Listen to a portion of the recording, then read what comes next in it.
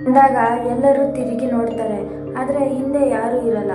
ಆವಾಗ ಮತ್ತೆ ತಿರುಗಿ ಮೇಘನಾಳ ಹತ್ರ, ಈಗಲೂ ನಿನಗೆ ಅವಮ್ಮ ಕಾಣಿಸ್ತಾ ಇದ್ದಾಳ ಅಂತ ಕೇಳಿದಾಗ, ಹ್ಞೂ ಇಲ್ಲೇ ಇದ್ದಾಳೆ, ಕಿಟಕಿ ಹತ್ರ ಕುತ್ಕೊಂಡು ಜಂಪ್ ಮಾಡ್ತಾ ಇದ್ದಾಳೆ ಅಂತ ಹೇಳ್ತಾರೆ. ಇದನ್ನು ಯಾರೂ ಕೂಡ ನಂಬಲ್ಲ.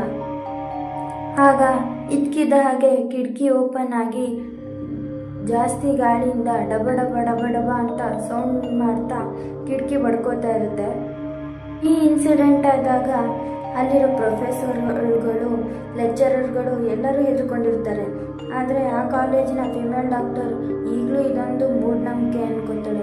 ಅವತ್ತು ರಾತ್ರಿ ಮೇಘಳನ್ನು ತನ್ನ ಜೊತೆ ತನ್ನ ರೂಮಿನಲ್ಲಿ ಮಲಗಿಸ್ಕೋಬೇಕು ಅಂತ ಡಿಸೈಡ್ ಮಾಡ್ತಾಳೆ. ಅವಳಿಗೆ ಗೊತ್ತಿರಲಿಲ್ಲ ಅನಿಸುತ್ತೆ ಮೇಘಳ ಜೊತೆ ಏನಾಗುತ್ತೆ ಅಂತ. ಅವಳು ಯೋಚನೆ ಕೂಡ ಮಾಡಿರಲ್ಲ. ಮೇಘಳನ್ನು ಮಲಗಿಸಿ ಅವಳು ಅಲ್ಲೇ ಪಕ್ಕದಲ್ಲಿ ಕೆಳಗಡೆ ಮಲಗಿರ್ತಾಳೆ.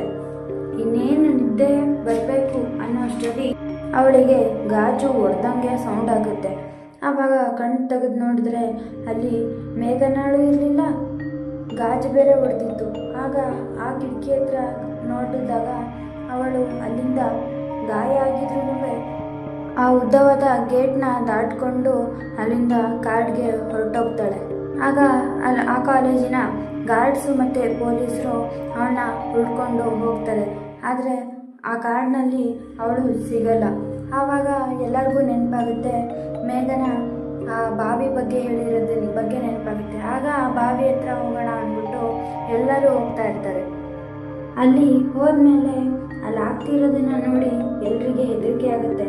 ಮೇಘನ ಆ ಬಾವಿಯ ಮೇಲೆ ನಿಂತ್ಕೊಂಡು ಅಲ್ಲಿಂದ ಬಾವಿ ಒಳಗಡೆ ಜಂಪ್ ಮಾಡ್ತಾಳೆ. ಅವಳನ್ನು ಉಳಿಸಲು ಓಡೋಗ್ತಿರ್ತಾರೆ. ಆಗ ಆ ಬಾವಿಯಿಂದ ಯಾರೋ ಹೆಂಗಸಿನ ನಗುವ ಸದ್ದು ಕೇಳ್ತಿರುತ್ತೆ. ಆಗ ಒಬ್ಬ ಗಾರ್ಡು ಆ ಬಾವಿನ ಇಣುಕಿ ನೋಡಿದಾಗ ಅಲ್ಲಿ ಎಷ್ಟೋ ಹೆಣ್ಣಿನ ಶವಗಳು ಕಾಣಿಸುತ್ತೆ. ಅದರಲ್ಲಿ ಒಂದು ಶವ ಆ ಗಾರ್ಡ್ನ ಕತ್ತಿಸ್ಕಿ ಎಳ್ಕೊಳ್ಳೋಕ್ಕೆ ಟ್ರೈ ಮಾಡುವಾಗ ಎಲ್ಲರೂ ಸೇರಿಕೊಂಡು ಆ ಗಾರ್ಡ್ನ ಹಿಂದೆ ಎಳ್ಕೊಡ್ತಾರೆ. ಆದರೆ ಮೇಘಳ ಶವ ಮಾತ್ರ ಸಿಗೋದಿಲ್ಲ. ಬೆಳಿಗ್ಗೆ ಪೊಲೀಸು ಬಂದು ಬಾವಿನ ನೋಡಿದಾಗ ಅವರಿಗೆ ಏನೂ ಕಾಣಿಸೋದಿಲ್ಲ. ಈಗಲೂ ಅಲ್ಲಿನ ಜನರು ಹೇಳುವುದೇನೆಂದರೆ ಆ ಬಾವಿಯಲ್ಲಿ ಮೇಘನಾಳ ಆತ್ಮಬಂಧನವಾಗಿದೆ ಅಂತ.